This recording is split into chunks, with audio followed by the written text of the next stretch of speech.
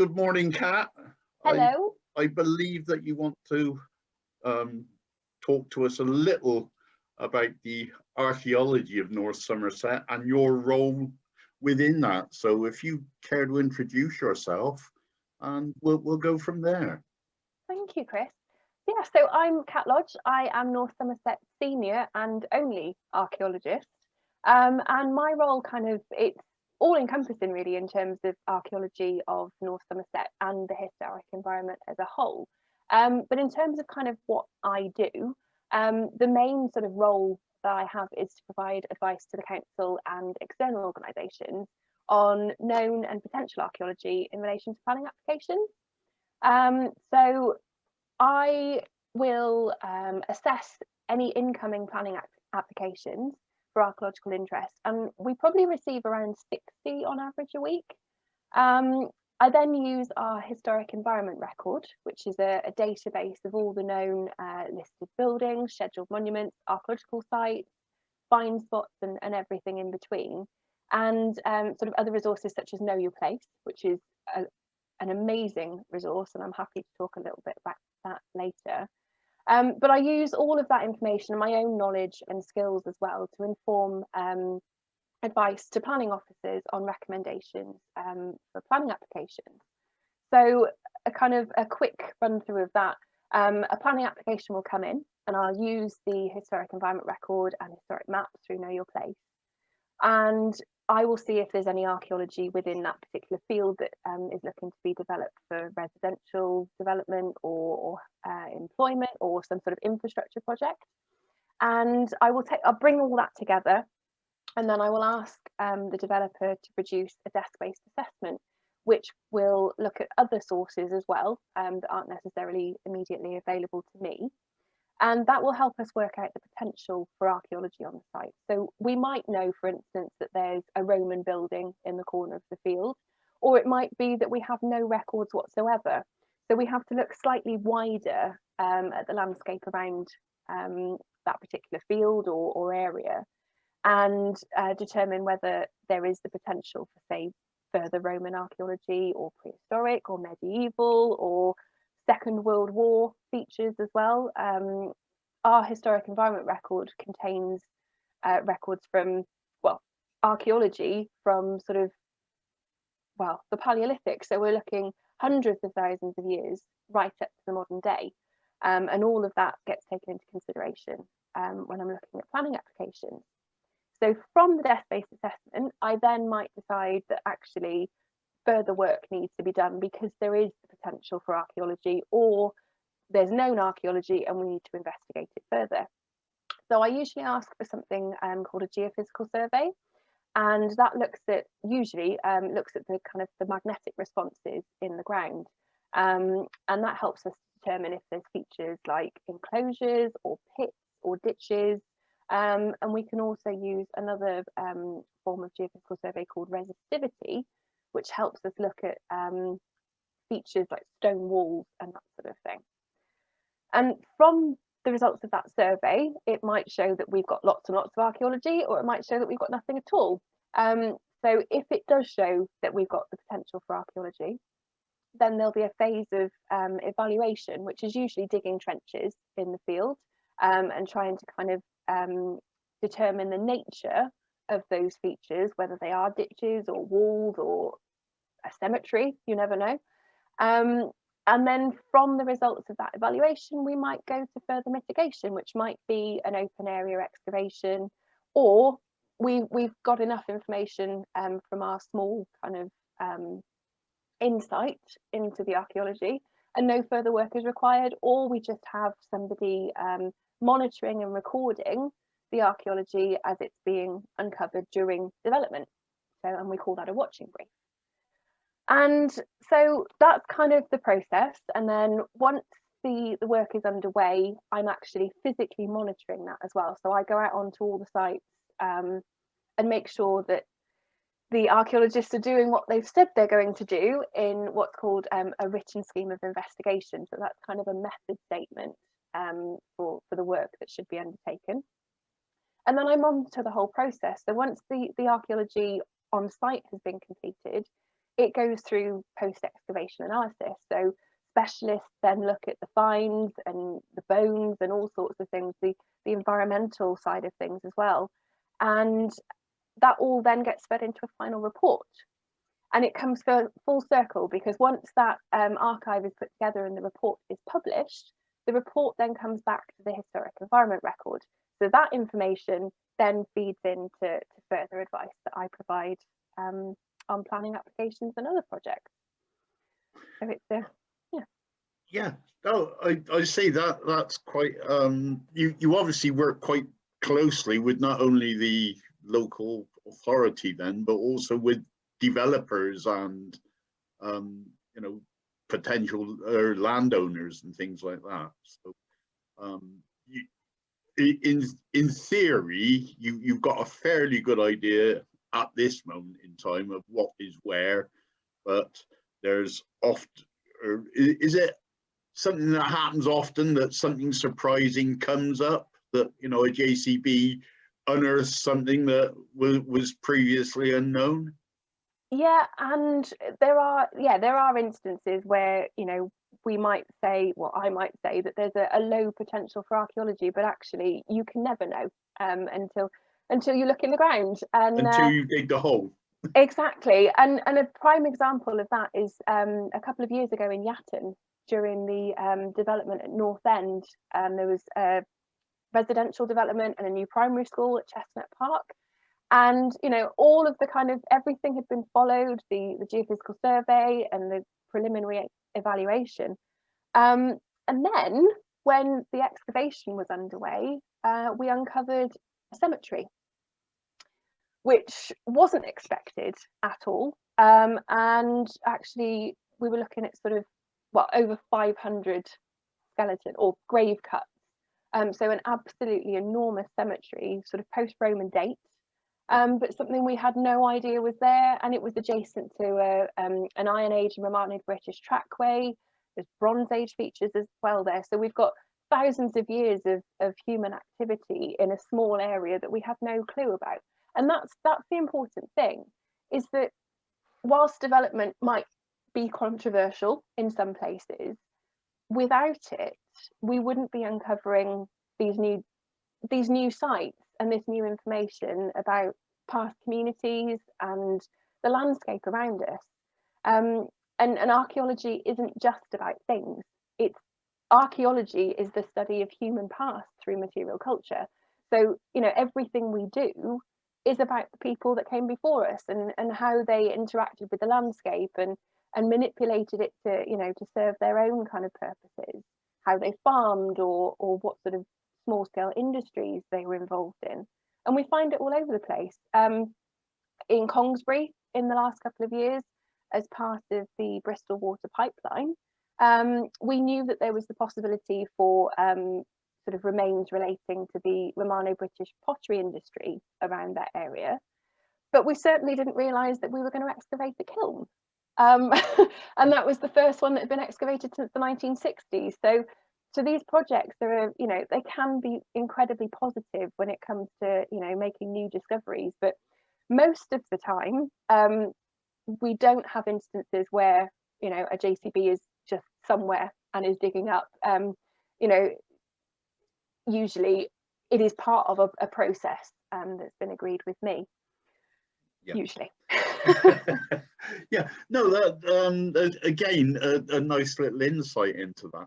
So as regard archaeological sites and everything, and the position that you hold within North Somerset, if somebody wants to come along and, you know, they suspect that there is something in a particular area that they want to investigate, does that basically have to be run past you, should we say, if not overseen by you?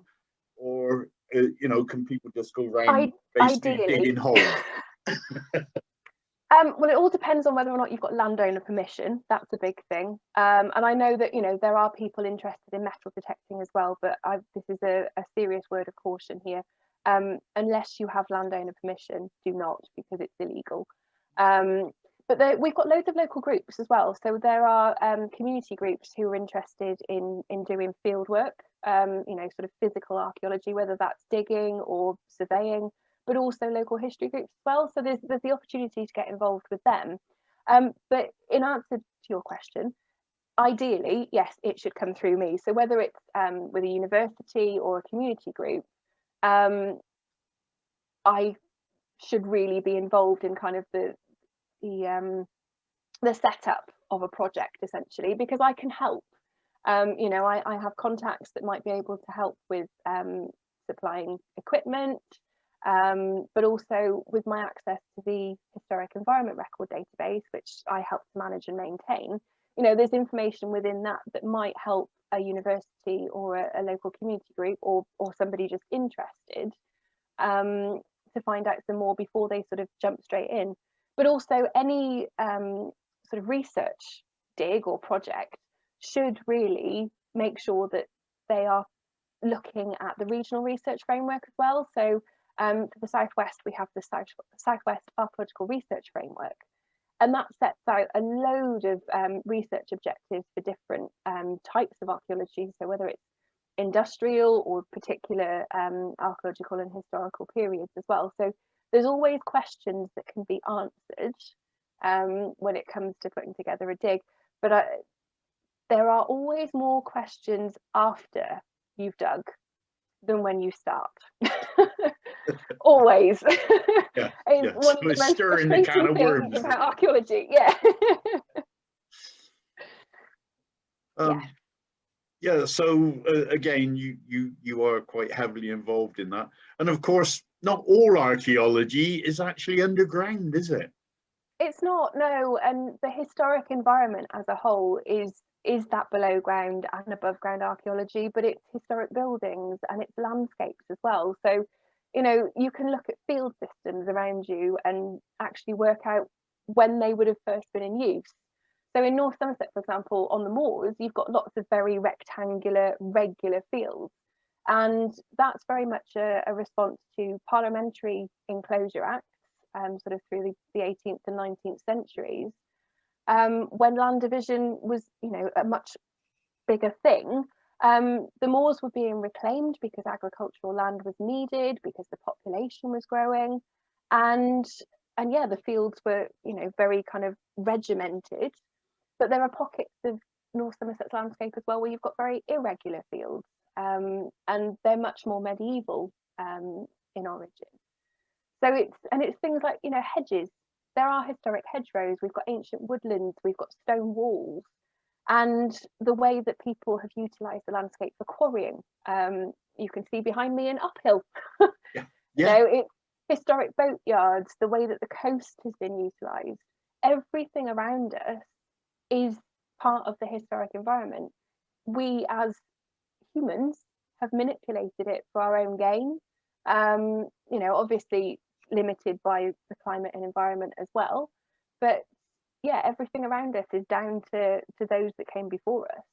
And part of my job and my colleagues at North Somerset Council, and the same with the museum, is making sure that that information is out there for people to explore. And I think Know Your Place and our historic environment are very good sort of starting points for that. Know Your Place especially, because you've got the historic maps as well. So you know, it's a great insight into our past, and there's just the opportunity to explore the landscape and just kind of imagine what it would have been like in the past as well. Yeah.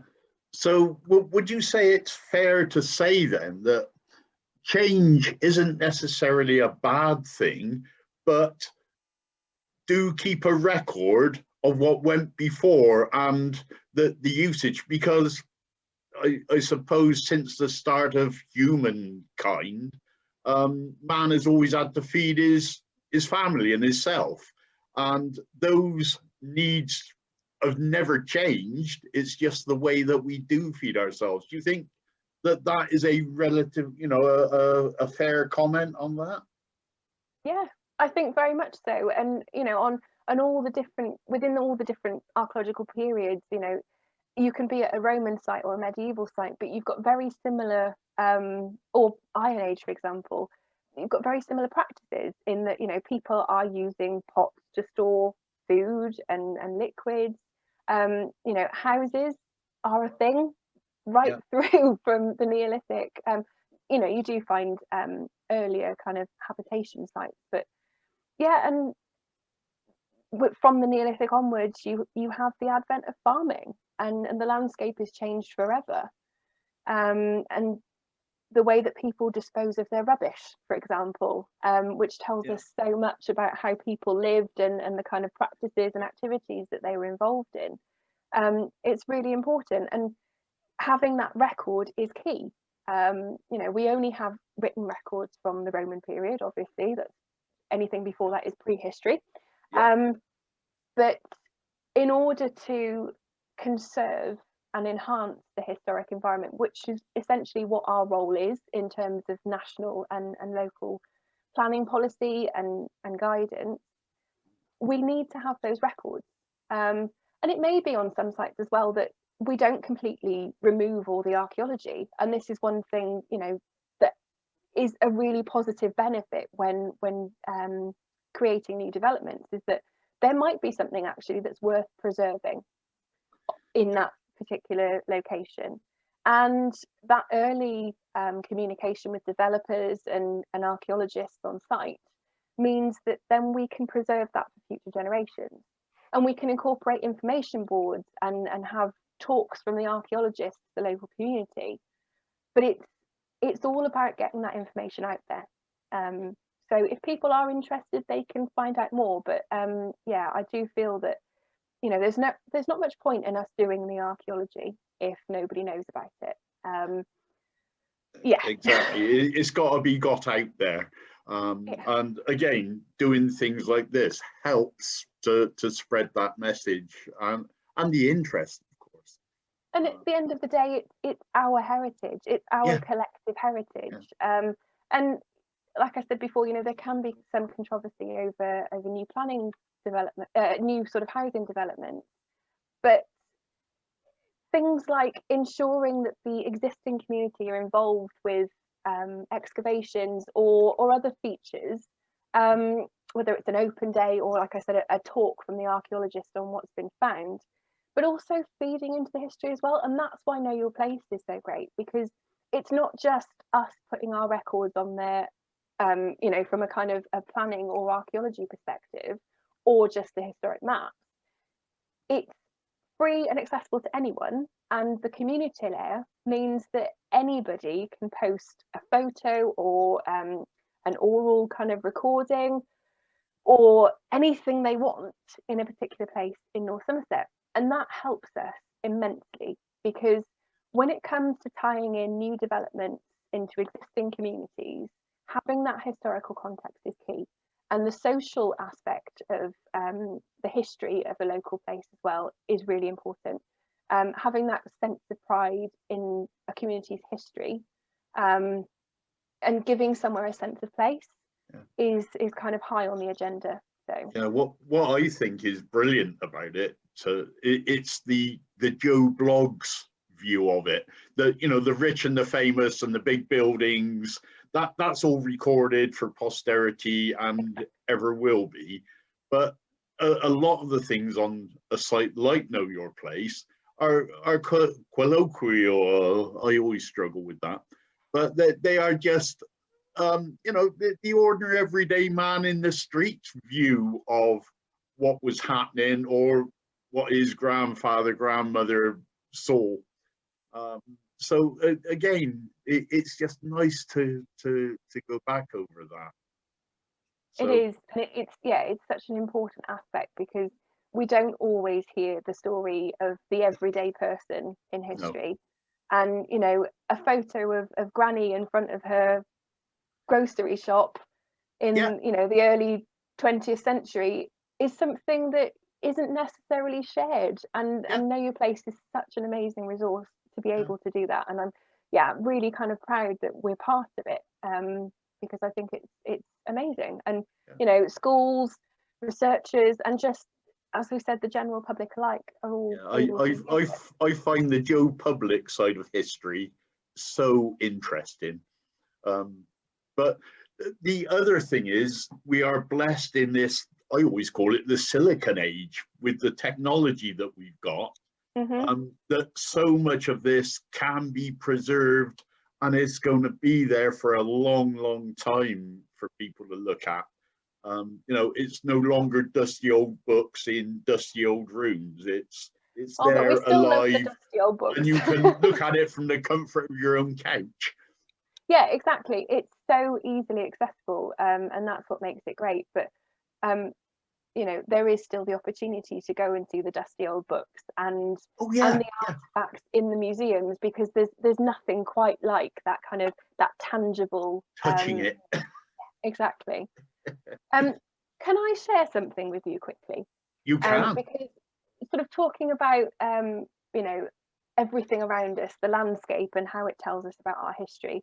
There's a book by a local author, Philip Beasley, and it's called The North Marsh, which is what the North Somerset levels are kindly referred to. And I think that name should be, you know, it should be. That's almost their official name, isn't it? The North Marsh.